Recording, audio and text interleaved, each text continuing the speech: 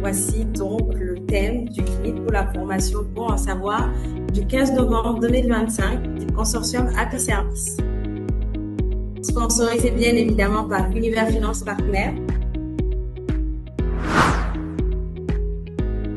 Qu'est-ce qui explique l'état de fait qu'on a autant de pathologies cardiovasculaires?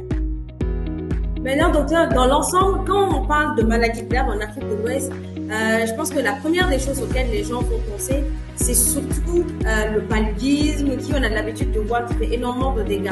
Maintenant, là, vous nous parlez des maladies cardiovasculaires. Qu'est-ce qui explique cet état de fait? Est-ce que c'est le fait qu'il y avait méconnaissance d'informations par rapport à ça? Est-ce que c'est le fait que les gens ne connaissent pas les premiers gestes? Ou bien le fait qu'actuellement, dans les médias, on en parle énormément?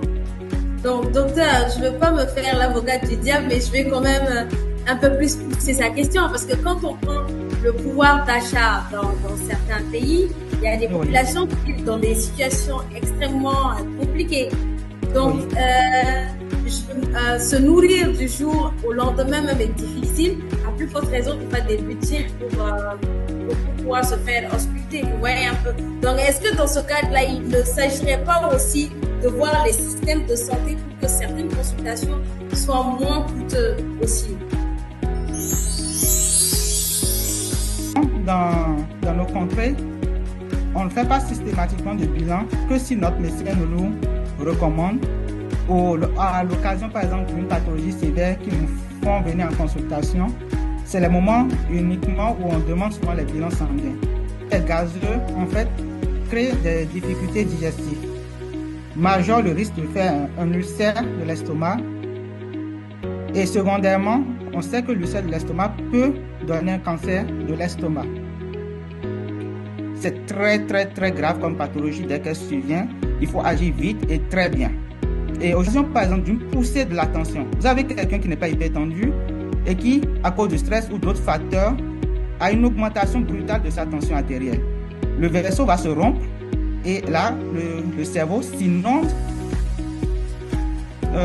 d'une quantité importante de sang et peut créer une mort subite. Vous avez l'activité physique, ça revient encore une fois de plus, autant dans les pathologies cardiovasculaires, tumorales que dans le diabète, supérieur à au moins 30 minutes par jour pendant au moins 5 jours de la semaine. Vous pouvez faire soit de la marche rapide, du vélo, de la natation. L'objectif, c'est de faire une activité physique assez régulière, mais qui soit adaptée à vos conditions physiques en particulier. L'alimentation est un point essentiel également de la prévention du diabète et d'autres pathologies, comme on l'avait abordé précédemment. Mais si nous ne l'avions pas, on doit faire en fonction de nos capacités. Et je peux vous donner un exemple banal. Vous savez, marcher 30 minutes par jour, pendant 5 jours de la semaine, elle est gratuite. Elle reste gratuite.